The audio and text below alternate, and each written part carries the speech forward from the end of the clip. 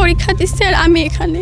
ওই লোক এখন আমার অ্যাডমিট ঠিক করবো বলে রাজশাহী যায় বসে আছে, এখন পর্যন্ত আসেনি। ওর ফোন বন্ধ করে রাখিছে, এখন ওর জন্য আমার পরীক্ষা দেওয়া হচ্ছে না। আমি চাই ও যেন চরম পরিমাণের শাস্তি পায়, যাতে আমার মতন আর কোনো শিক্ষার্থী সে এরকম সর্বনাশ করতে না পারে।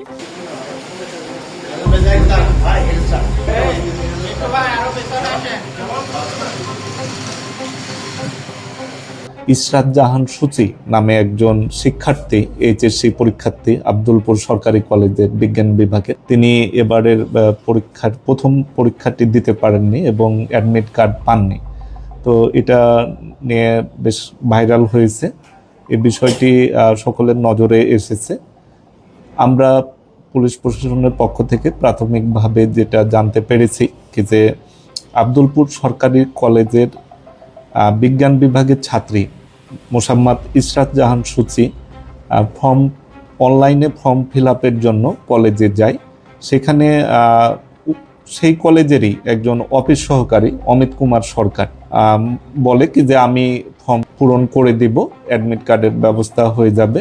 এই বাবদ সে ৩,৫০০ টাকা নেয় অমিত কুমার, এবং অমিত কুমারকে সূচি তার প্রয়োজনীয় কাগজপত্র এবং ছবি এগুলো দিয়ে আসে।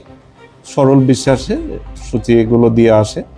যখন পরীক্ষার সময় ঘনিয়ে আসে 29/6/2026 তারিখে, যখন উক্ত কলেজ থেকে অন্যান্য শিক্ষার্থীদের অ্যাডমিট কার্ড দেওয়া শুরু হয় পরীক্ষার, তখন এই অমিত সরকার আবার মোবাইল ফোনে তার সূচির মাকে জানায় কি যে আজকে অ্যাডমিট কার্ড পাওয়া যাচ্ছে না, কালকে আসার জন্য, আগামীকাল পরের দিন অর্থাৎ 30/6/26 তারিখে আসার জন্য বলে। 30/6/26 তারিখে সূচি তার বাবাকে নিয়ে উক্ত কলেজে গেলে অমিত কুমার জানায় কি যে একটু প্রবলেম হয়েছে, পরের দিন পাবে। এভাবে সে তালবাহানা শুরু করে। তো এক পর্যায়ে বিষয়টি জানা যায় কি যে সে এটি বিশ্বাসভঙ্গতা করেছে, সরল বিশ্বাসের সুযোগ নিয়ে এটি বিশ্বাসভঙ্গতা করেছে এবং উক্ত টাকা আত্মসাৎ করেছে। এই ঘটনায় প্রেক্ষিতে আমরা অমিত কুমার সরকারকে আটক করেছি, প্রাথমিকভাবে জিজ্ঞাসাবাদ করেছি। প্রাথমিক জিজ্ঞাসাবাদে সে ঘটনা স্বীকার করেছে।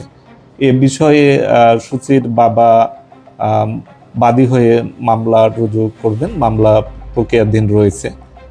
এর পাশাপাশি আমরা আরও জানতে পেরেছি কি যে উক্ত যে আব্দুলপুর সরকারি কলেজের সেখানে আরও 7 জন শিক্ষার্থী, অর্থাৎ সূচি সহ মোট 8 জন শিক্ষার্থী এ ধরনের প্রতারণা বা বিশ্বাসভঙ্গ সুযোগ শিকার হয়েছে, এবং অমিত কুমার এই তাদের টাকা আত্মসাৎ করেছে। তো সেই বিষয়গুলো আমরা খতিয়ে দেখছি। সেই অভিযোগগুলো পেলেও আমরা পরবর্তী যে আইনগত ব্যবস্থা সেটি আমরা গ্রহণ করব। তো অমিত কুমার আমাদের পুলিশি হেফাজতে রয়েছে, তার বিরুদ্ধে মামলা রুজু হয়েছে এবং তাকে আমরা বিজ্ঞ আদালতে সোপর্দ করব।